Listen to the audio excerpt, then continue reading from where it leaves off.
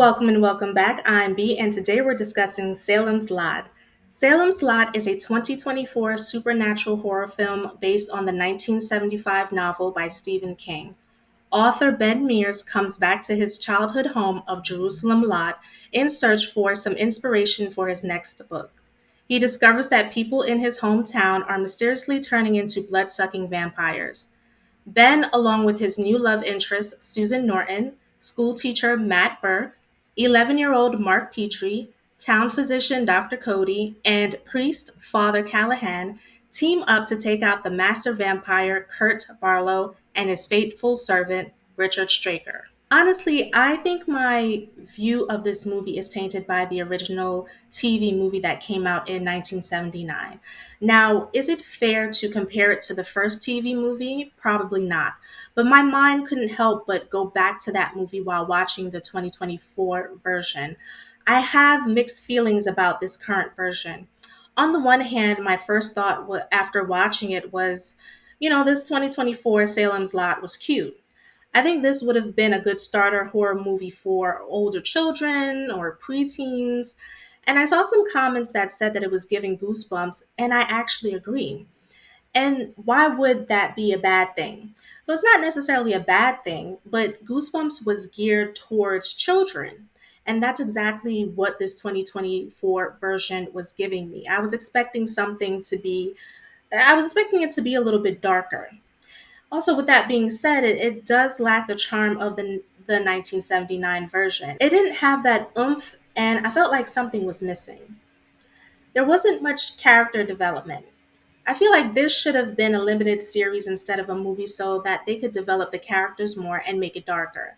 But I don't actually think that the movie was terrible, it was just lackluster. One thing I liked was how quickly the characters grasped what was happening. In most horror movies, they waste half the time denying the obvious. But here, the teacher Matt spots something unsettling and instantly thinks, vampires for sure.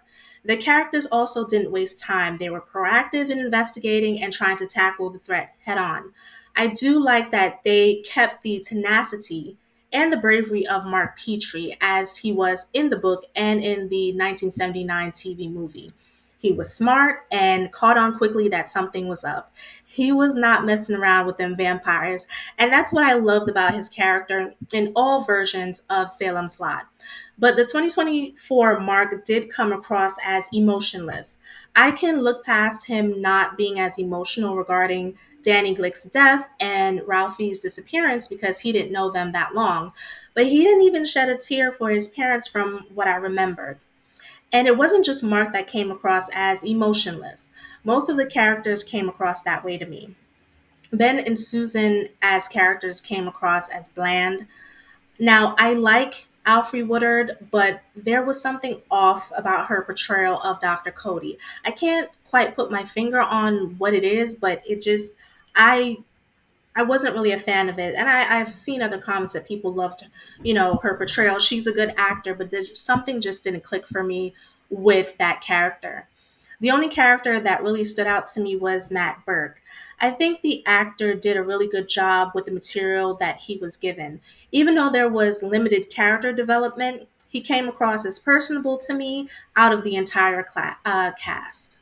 Now, I was hoping that they included one of my favorite scenes from the TV movie, the infamous scene where Danny Glick, who has been turned into a vampire, flies up to Mark's room and he's floating and he's hovering in front of his window and he's like, "Let me in, let me in."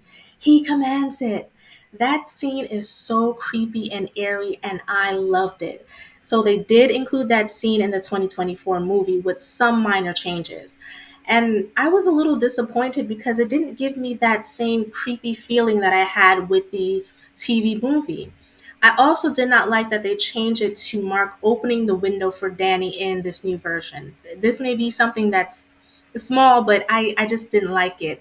It looked like he was being hypnotized or mind controlled, and that caused him to open the window. In the 1979 version, he locked the window because he clocked that Danny was a vampire and he knew what to do after he was like, okay, this is a vampire. I need to get my cross. I didn't like the way that Barlow looked in this newer version. He didn't look scary or creepy at all. And as you probably guessed, I do prefer the look of the 1979 Barlow. So that is all of my thoughts on the movie. I know that wasn't much, but to me, the movie wasn't really giving much. So I couldn't really give much. And I'm struggling with giving this a rating. I'm stuck between giving it a 2.5 or three Scream Queens out of five. So tell me, what did you think about 2024 Salem's Lot movie? Did it live up to your expectations? How many Scream Queens would you rate it? Leave your comments down below and don't forget to like and subscribe for more horror content.